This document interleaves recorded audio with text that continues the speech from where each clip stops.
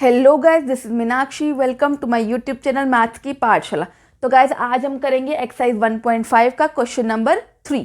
पहले हम स्टडी कर लेते हैं इस क्वेश्चन में मुझसे पूछा क्या गया है। Recall pi is defined as the ratio of circumference of a circle to its diameter.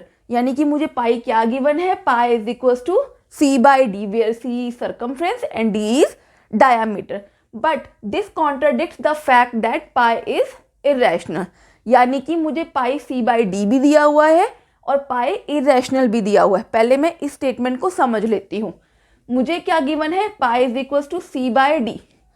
अगर कोई भी टर्म p बाई क्यू की फॉर्म में हो, where p and q are integers and q is not equal to 0, तो वो क्या होता है, रैशनल टर्म होती है। क्या होती है, रैशनल टर्म।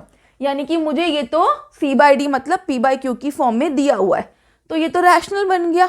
बट मुझे यहाँ पे क्या गिवन है, पाई इज इरेशनल। मुझे ये भी पता है कि पाई एक इरेशनल टर्म होती है। ये तो होगी कॉन्ट्राडिक्शन। हमारी फर्स्ट लाइन क्लियर होगी कि कॉन्ट्राडिक्शन कैसे हुई। अब how will you resolve this. अब इसको हम रिजॉल्व कैसे करेंगे। मुझे पता है पाई इरेशनल होता है। इसको इरेशनल बनाने के लिए क्या होगा मेरे पास, कि या तो C इरेशनल होगा या D इरेशनल होगा या दोनों ही इरेशनल होंगे। कैसे, मैं आपको बताती हूँ। मैंने पहले स्टडी किया है कि अगर एक रैशनल और इरेशनल का वो मैं प्लस करती हूँ तो आंसर क्या आता है, इरेशनल। सिमिलरली जब मैं इनको सब्ट्रैक्ट करूँगी, मल्टीप्लाई करूँगी या मैं डिवाइड करूँगी, यानी कि रैशनल और इरेशनल को प्लस माइनस मल्टीप्लाई डिवाइड कुछ भी करूँ तो आंसर क्या आएगा, इरैशनल नंबर। क्लियर। इससे क्या पता चलता है कि या तो C इरैशनल है या D इरैशनल है या दोनों ही इरैशनल है। तो मैं यहां पे लिखती हूं क्या, आइदर C और D और बोथ आर इरैशनल्स। क्लियर।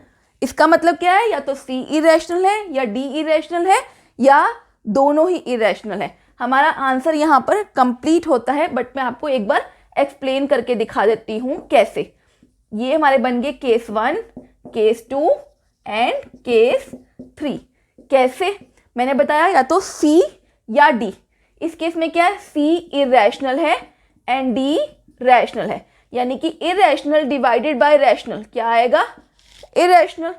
केस 2 में क्या था, D इरेशनल है और C रैशनल है। यानी कि रैशनल डिवाइडेड बाय इरेशनल, पाई था ना यहाँ पे, rational divided by irrational is irrational.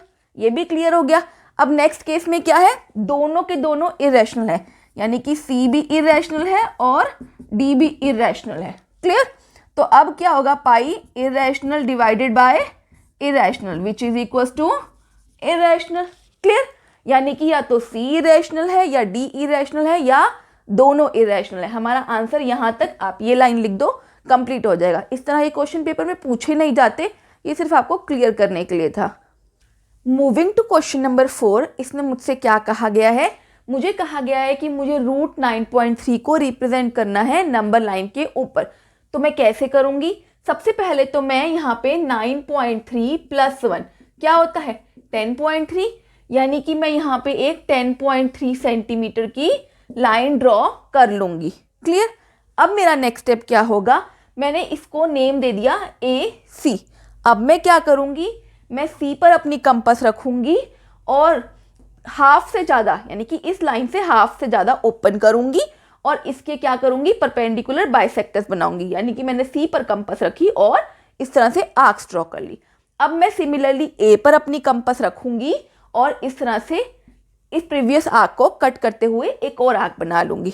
तो अब मैंने क्या किया, यहाँ से एक लाइन ड्रॉ कर ली। क्लियर। तो इस पॉइंट को जहाँ पे ये इंटरसेक्ट कर रहा है हमारी AC लाइन को, उसको नेम दे दिया O। यानी कि O जो है वो हमारा सेंटर पॉइंट है AC का, क्योंकि AC के परपेंडिकुलर बाइसेक्टर ड्रॉ करे तो ये हमारे पास पॉइंट आ गया। तो इसका मतलब OA is equal to OC। Clear. अब मैं क्या करूँगी, मैं O पर अपनी कंपास रखूँगी, उसका सेंटर पॉइंट रखूँगी और A जितनी ओपन करूँगी। क्लियर। मैंने यहाँ तक ओपन कर ली।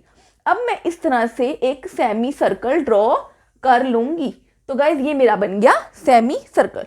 मैंने ओ पर रखी, ए जितनी कंपास ओपन करी और इस तरह से मैंने एक सेमी सर्कल ड्रॉ कर लिया है। अब मैं क्या करूंगी, इसको थोड़ा सा एक्सटेंड कर लेती हूँ एक्स पॉइंट तक। क्लियर। अब यहाँ सी पॉइंट से 1 सेंटीमीटर पीछे आऊंगी। कितना? 1 सेंटीमीटर पीछे आऊंगी। इस पॉइंट को नेम दिया बी।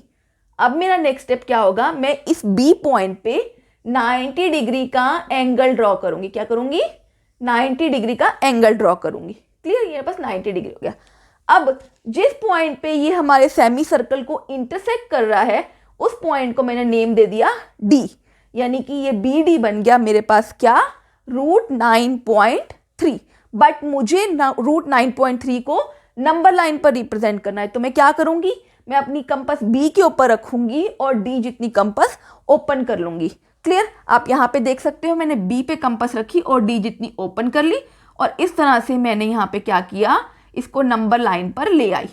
तो इस पॉइंट को मैंने नेम दे दिया ई। तो इसका मतलब क्या हुआ, B D is equals to B E is equals to √9.3 units. Clear. तो इस तरह से मैंने क्या किया, मैंने √9.3 को नंबर लाइन पर रिप्रेजेंट कर दिया है। सो गाइज यहाँ पे मेरा question number 3 and question number 4 complete होता है। अगर आपको ये वीडियो पसंद आई है तो इसको लाइक कीजिए और अपने फ्रेंड के साथ जितना हो सके शेयर कीजिए। और अभी तक अगर आपने चैनल को सब्सक्राइब नहीं किया तो सबसे पहले चैनल को सब्सक्राइब कर दीजिए। See you in the next video. Till then bye bye, take care and have a good day.